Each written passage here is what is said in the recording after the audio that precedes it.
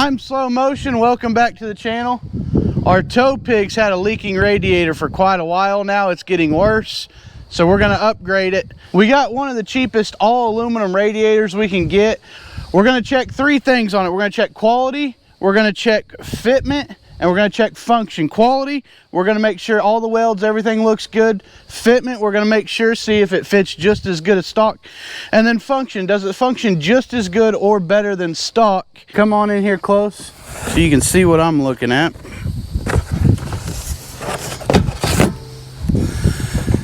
So, our welds, they're not the prettiest thing in the world, but I've seen much worse. All the welds look to be there.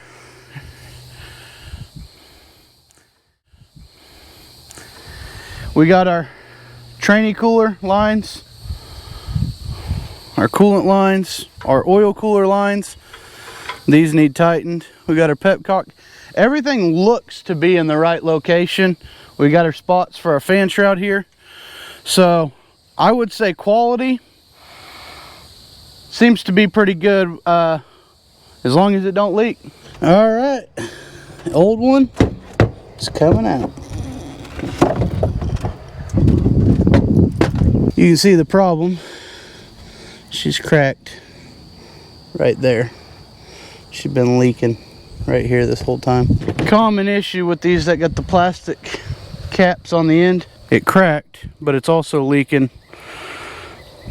where the metal attaches. It's common failure on them. You can say it's a bad design and that's why, oh, we shouldn't use them, but I mean, on the same hand, this thing lasted 200-something thousand miles, so stock works just fine. We're gonna see if that aluminum rock auto radiator is worth the money or not. These fittings for your oil cooler and your trans cooler, these fittings right here, some people just throw it on and wonder why they got leaks. None of them are ever tight, but some people think you need to put thread tape on it. I don't know if you can see very well with the camera. It's got a taper there. It's got a taper there. You just need to tighten them. And you are going into an aluminum, so get it tight and then, I don't know, 1/16, 1/8 of a turn at the most. So now that we got it prepped, we're gonna see if she drops in just like factory. There you go. Just like that. Okay.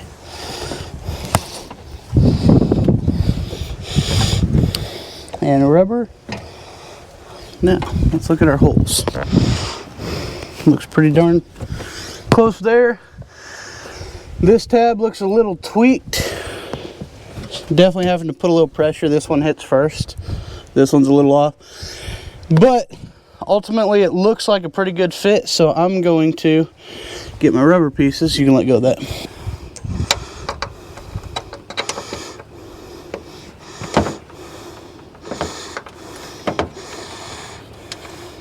Yeah, definitely had to work at getting that started. Fitment, not the greatest,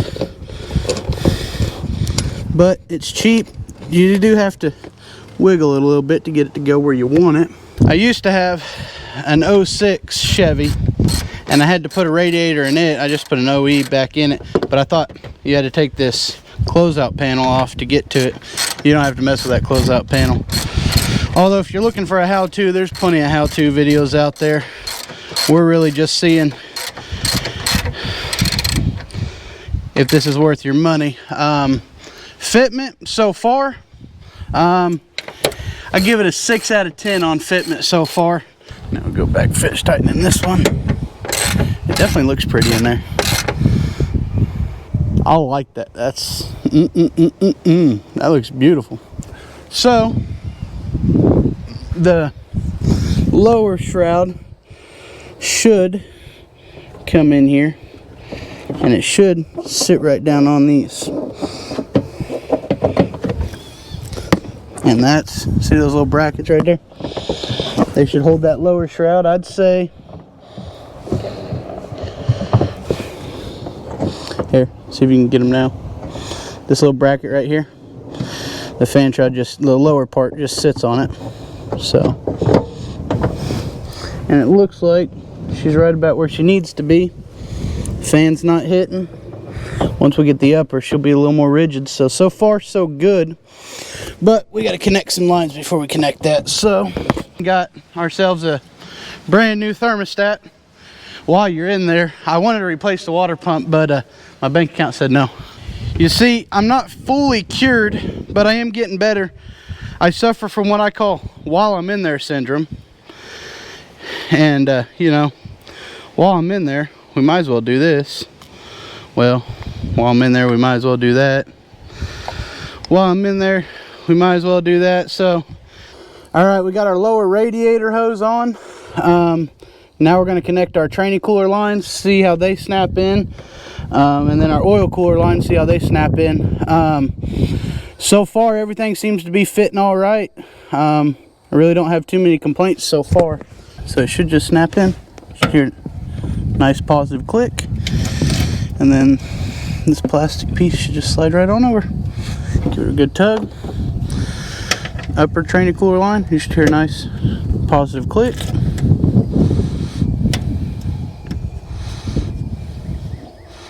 Cool. One of them goes up top, and the other one,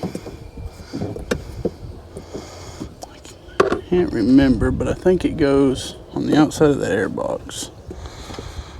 I think it goes on this side of the air box.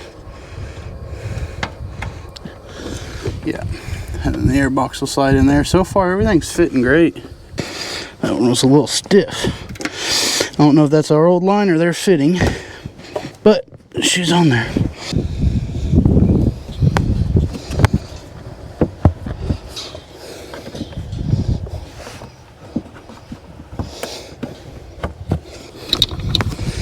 Maybe some more fitment. I'm having to push down on this shroud to get this to start, so I'd say that's the tab that lower sits in. So fitment, I'll give it a 7 out of 10.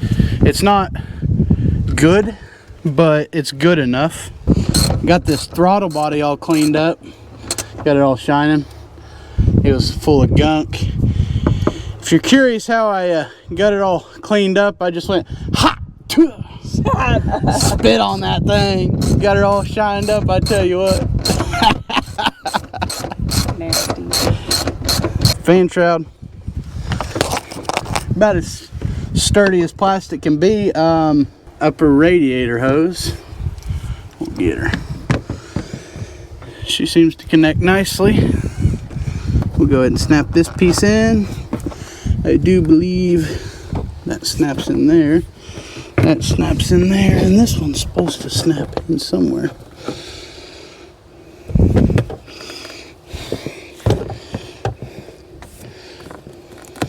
Oh, this snaps into the air box. That's where it snaps into. Was I supposed to put the air box in? We might have to take this out. I don't remember order of operations here. Got you something.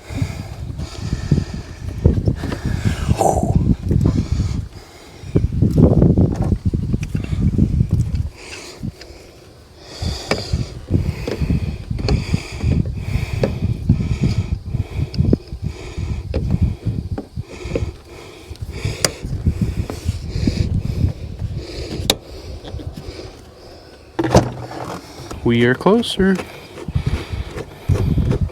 Quality, some of the welds could look better. I'd say I'd give it an 8 out of 10, assuming it holds water, it doesn't leak. Fitment, we'll give it a 7 out of 10. It definitely could have a little bit better fitment, but the fan's not hitting. Everything did set into place.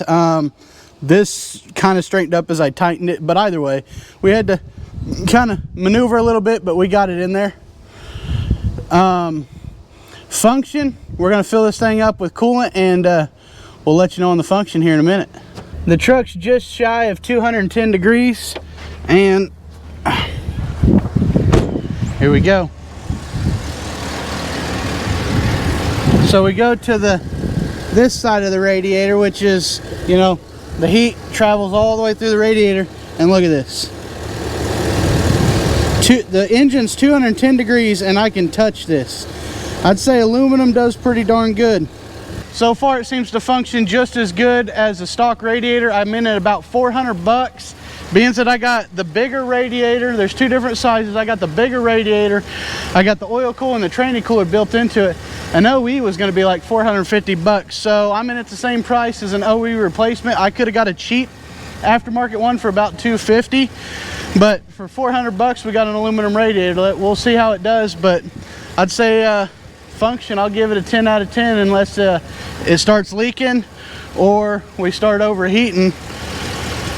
That's really all I got. I'll give you an update down the road when we put a load behind it. Hopefully here in a couple weeks we'll be going somewhere with the buggy to get it worked on. It's still down. But until then, I'm Dakota. You can call me Slow Motion. Thanks for watching. Well, we've been driving around for about 30-45 minutes of driving. Truck really hasn't got much over 200 degrees at all. Been staying pretty steady. So yeah, we heat cycled it a couple times. We made 3 different stops, so it's been shut off, started, shut off, started. Temperature seems to be working, or temperature seems to be staying pretty steady, about 200. It used to be about 210. I'd chalk that up to the old radiator being broken, not so much chalk that up to this radiator being better. So I'd say function is just as good, if not slightly better than stock. Subscribe if you want to see long-term how does the cheap